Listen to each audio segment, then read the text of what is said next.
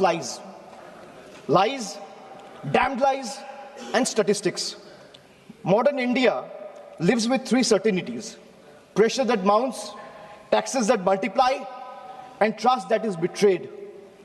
So today, India lives under triple pressure, triple taxation, and triple betrayal. Triple. So let me place before this August House my 10 principles of triple. Sir पहले है triple tax trap. एक आम इंसान को लगता है मैं एक बार इनकम टैक्स दे रहा हूं, but I will explain to the chair and share with this august house that how a common man is being taxed 3 times over, not once, twice, but thrice. So the first blow is the income tax. The salaried citizen pay tax even before the salary reaches his bank account. There is no escape, no negotiation, no adjustment made for inflation. In today's India, honesty doesn't pay, it costs. So number 2 is GST.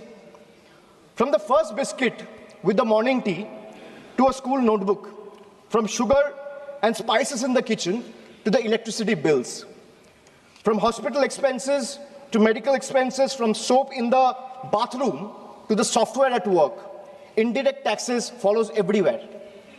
Sir, जहां सरकार की welfare schemes नहीं पहुंचती है, वहां भी GST पहुंच जाती है. The government celebrates record GST revenue, but this number do not reflect growth or prosperity. They reflect a system squeezing revenue from consumption, often from necessity, not choice.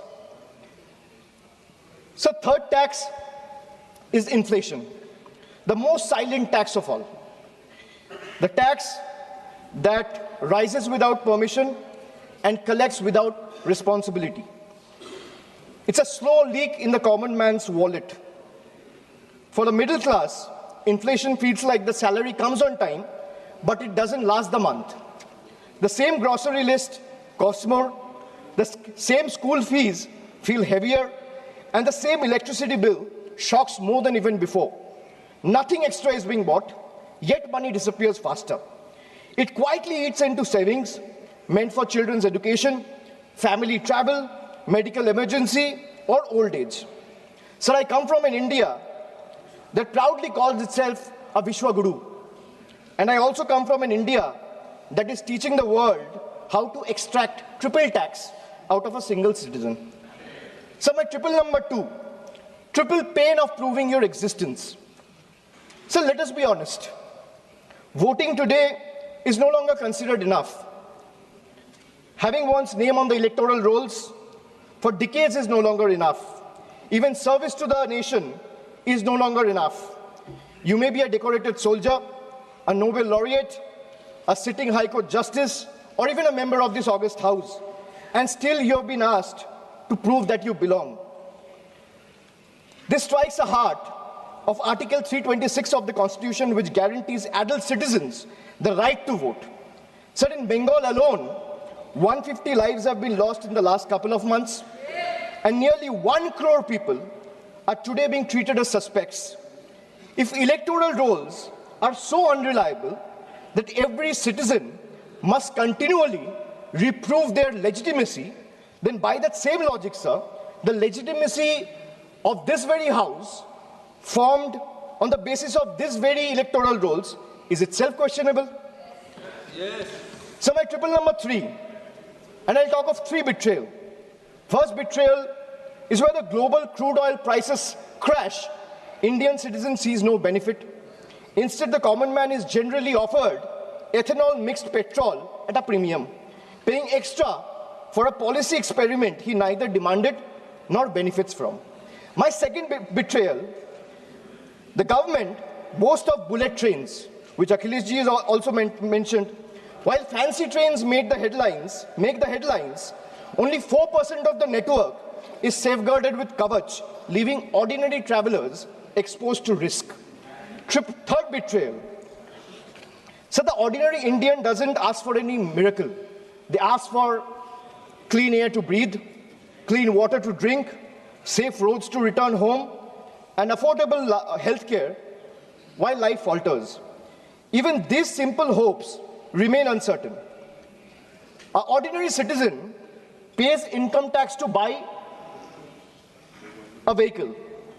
Or for example, an ordinary citizen pays income tax to earn, a road tax to buy a vehicle, and toll tax to drive it on the road, often broken, unsafe, and unfinished. So 3 payments on one journey. अगर एक इंसान income tax दे रहा है तो एक गाड़ी को सड़क पे चलाने के लिए सर उसको 3 बार टैक्स देना पड़ता है। एक है इनकम टैक्स, दूसरा है रोड टैक्स, तीसरा है toll tax. That is why I said 3 betrayals. So now I'll come to triple bonanzas for the rich. So this budget reveals a clear pattern. First, a triple bonanza for the elites and a triple lock on the poor.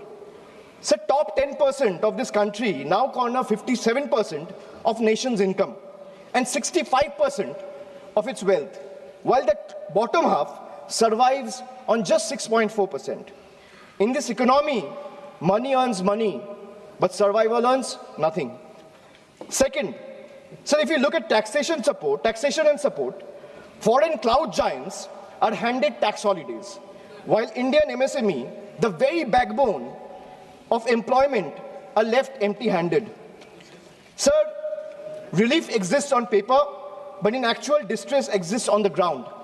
Third, corporate India gets red carpet, easier property rules, wider equity access for NRIs and massive infrastructure promises. But the result of these government policies is not competition, it is concentration. Oligopolies flourish, entry barriers rise, and ordinary entrepreneurs are kept outside the gate, watching cronies grow richer with the union's support. Sir, I come from an India where wealth is applauded as a virtue. And I also come from an India where survival itself is treated as ambition.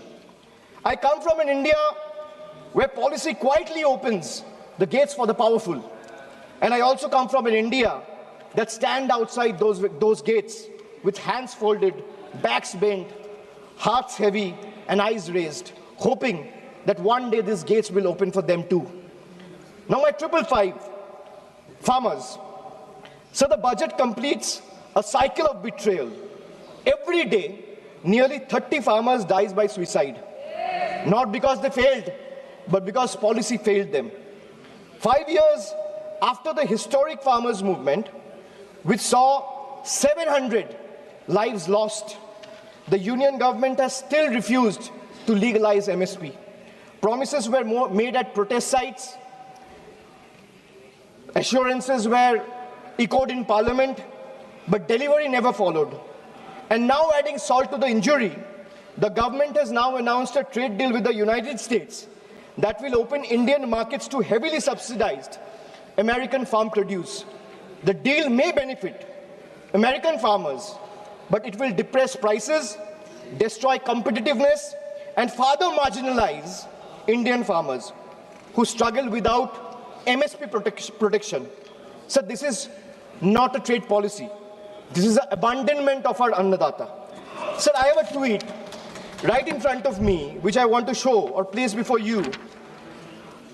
Sir, Secretary Brooke Rollins, who is the Agricultural Secretary of the United States, she said, and this is 5 days back, on the day when the trade deal was announced, she's clearly saying, new US-India deal will export more American farm products to India's massive market.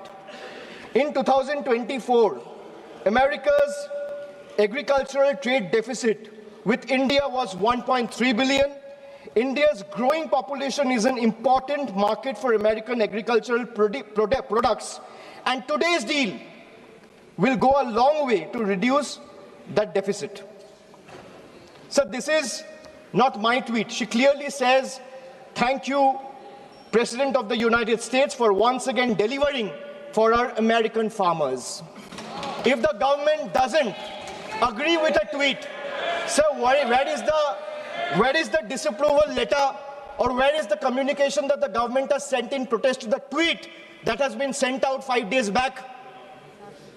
Sir, America का agriculture secretary कह रहा है इस deal से America का किसानों का फायदा है, इसीलिए हम अमेरिका का सभापति का धन्यवाद करता है. And the Indian government of the union has not written a line in protest of what the Agriculture Secretary has tweeted. So now I come to youth. So the much publicized PM internship scheme was allocated over 10,800 crores. Less than 5% of the amount has been utilized. Similarly, the PM Young Achiever Scholarship, which was meant to uplift the talented students from marginalized backgrounds, saw 31% of its fund go unused in financial year 25-26. Sir, if I speak of women, more than 86 women are raped every day in this country. A number that reflects systematic collapse, not isolated crime. Sir, Bengal exercised its constitutional authority and passed the Aparajita Bill, a stringent anti-rape law providing the strongest deterrence against crime against women. So the bill was duly sent to the union through the governor about 18 to 19 months ago. For a year and a half, it has remained pending without any decision. So when a democratically passed law maintained to strengthen protection is left in a limbo, it expresses a lack of intent. This reminds me that I come from an India that promises to double farmers' income. And I come from an India where 1,11,174 farmers and agricultural laborers, brothers and sisters have been forced to commit suicide. I come from an India which launched Beti Bachao, Beti Padhao. And I come from another India where every 16 minutes a rape or a crime against women is being reported. So now I come to three cracks in the Constitution. Number one, so hatred has now been normalized. It has moved from margin to the mainstream.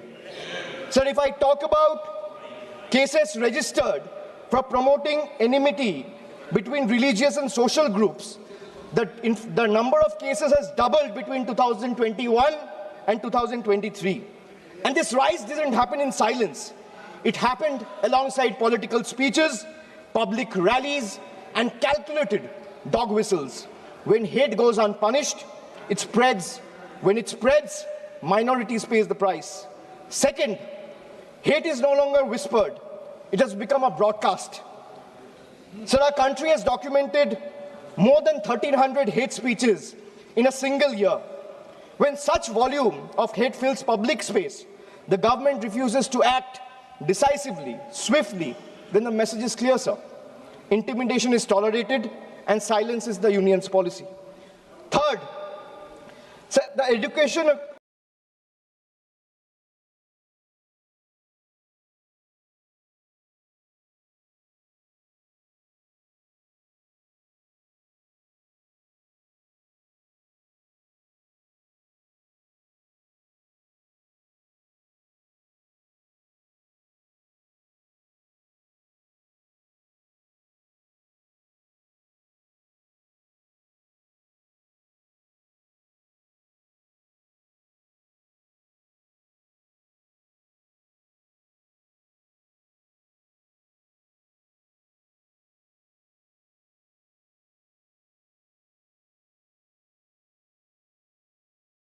empowerment scheme under the Ministry of Minority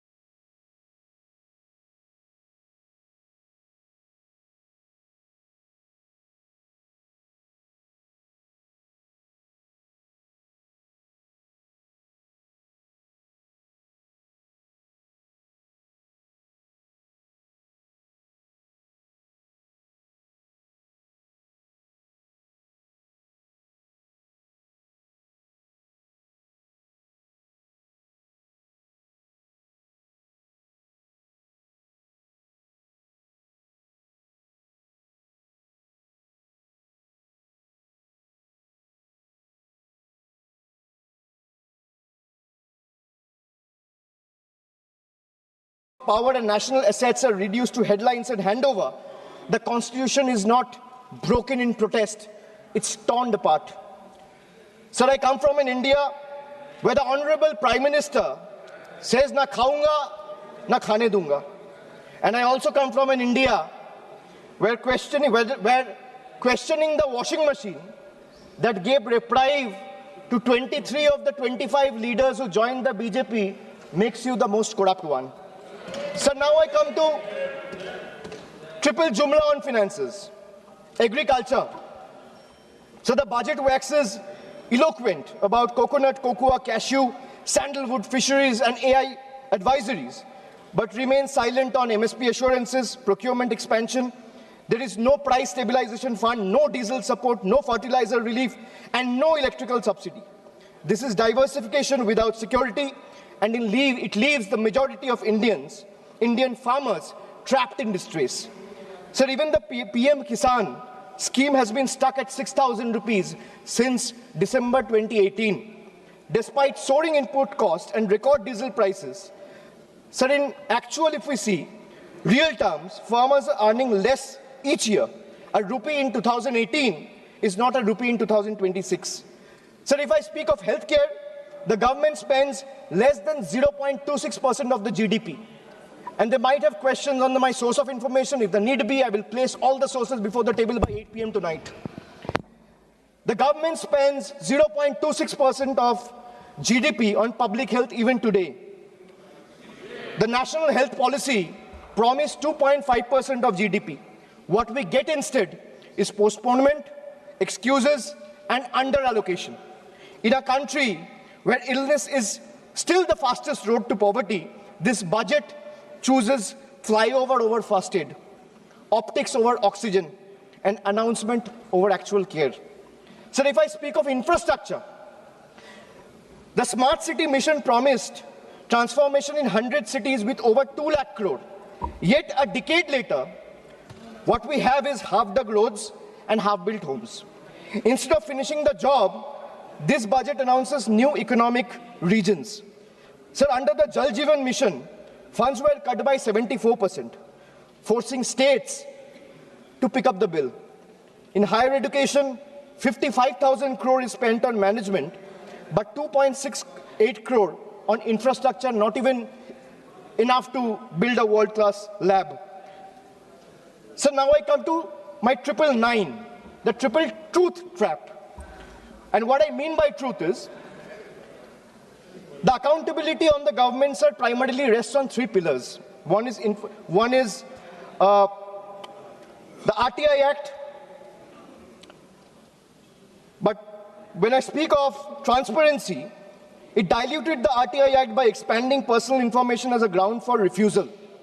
Sir, if you speak of PM Cares, the PMO claims it lies outside the purview of RTI because it's a private fund. A fund that is created by public authority in a public office with the money of the people is being claimed as a private fund. There's no accountability. Sir, NFHS and NCRB data has been frozen because welfare still runs on census 2011.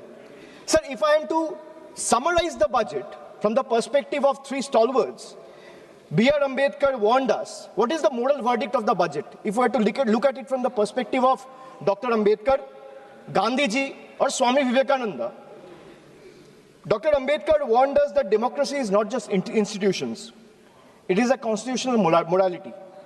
Gandhiji taught us economics divorced from ethics is violence. Swami Vivekananda reminded us that a nation cannot rise by crushing the weakest. Well, this budget violates all 3. In today's India, sir, tax does not follow income. Tax follows life. आज के भारत में tax कमाई के पीछे नहीं, जिंदगी के पीछे है, चलता है, sir. I will give you a small example. A baby is born, his milk and diapers are taxed. He grows, his education is taxed. He studies, his books, pencil and mobile data are taxed. He starts earning, his income is taxed. He saves for future, his savings are taxed. He spends to survive, his survival is taxed. He goes to work, his fuel is taxed. He falls sick, his illness is taxed. He grows old, pension and healthcare are also taxed. And Honorable Speaker, even after his death, the family still pays tax. बच्चा पैदा होता है, दूध और diaper पर tax, पढ़ाई शुरू होती है, शिक्षा पर टैक्स, किताबें, notebook, pen, pencil, mobile data सब पर टैक्स, कमाई शुरू होता है, इनकम पर टैक्स, सर बचत करता है, बचत के ऊपर टैक्स, जीने के लिए खर्च करता है, खर्च पे टैक्स, काम पर जाता है, पेट्रोल डीजल पर टैक्स, बीमार पड़ता है, इलाज और दवाई पर टैक्स, बुढ़ापा आता है, पेंशन और इलाज पे टैक्स, और मौत के बाद भी सर शोक सभा में अगरबत्ती जलाने के लिए भी परिवार को टैक्स देना पड़ता है. This summarizes the budget. Sir, I am addressing the chair. I'm sure the finance minister will have a reply ready. When she is given the opportunity to speak, she can quote me, and if I am misleading the house, she can take my name and then place her arguments. Sir, from a baby's first milk to a citizen's final farewell, this government taxes life at every step. जन्म से लेके अंतिम संस्कार तक हर कदम पर tax. ये reform नहीं sir, ये लाइफ टाइम टैक्स ट्रैप है. Sir, now I come to 1010, मेरा लास्ट ट्रिपल. मैंने 9 ट्रिपल का बात किया, अब 10वां कर रहा हूं. Sir, I will and with 3 dates, 3 moments of history: 2016, 2021 and 2024. 3 elections, 3 verdicts, 3 decisive defeats for the BJP in West Bengal. Yes. And after this triple defeat, a 4th one is no longer a warning. It is approaching. Sir, मैं ज़्यादा घुमाऊंगा नहीं. Let me come straight. Sir, the government want to punish Bengal. Let them proceed. We won't bow. You want to freeze our funds? We will persist. मैं क्यों कह रहा हूं persist? क्योंकि पीएम आवास से लेके, सड़क से लेके, मनरेगा से लेके सारे पैसे बंगाल के पिछले 5 साल से ये सरकार ने रोक के रखा है. प्रधानमंत्री ने आत्मनिर्भर भारत की बात किया है, हम स्वनिर्भर बंगाल क्या होता है काम करके दिखाया है. So you want to punish Bengal? Proceed, we won't bow. You want to freeze our funds? We will persist. You want to profile and persecute our youth? We will protect them. You want to starve our schemes? We will sustain our people. Bengal's spine was not ever bent by surrender, nor softened by sermons of hate. It is forged in struggle, tempered in sacrifice, and is not for sale. Go ahead, send your audits. We will answer them. Unleash your agencies.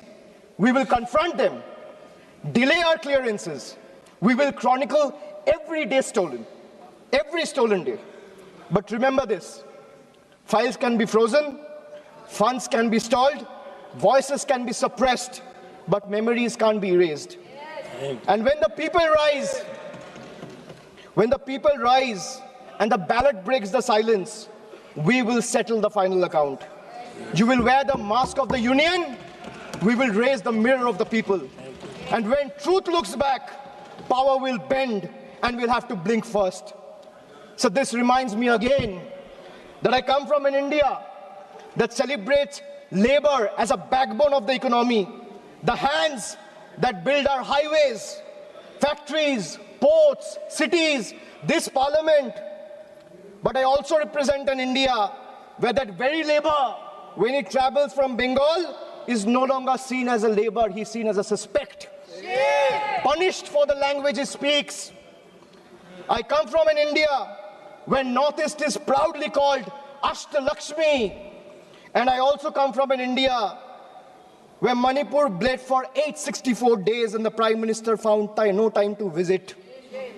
I come from an India that derives its vocabulary from Ishwar Chandra Vidyasagar.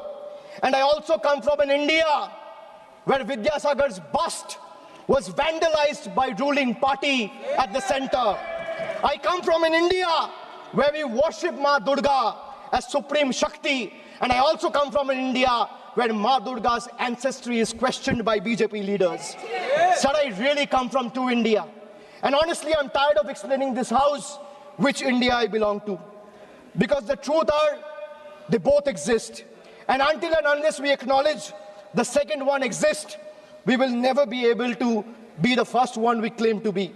So budgets can divide, politics can polarize, power can pretend, but there's something deeper than budgets, older than governments, and stronger than fear, which is the moral imagination of the people. When institutions weaken and language loses its faith, it is our literature, our culture, our shared memory that rises to remind the nation of who it is and who it must never cease to be.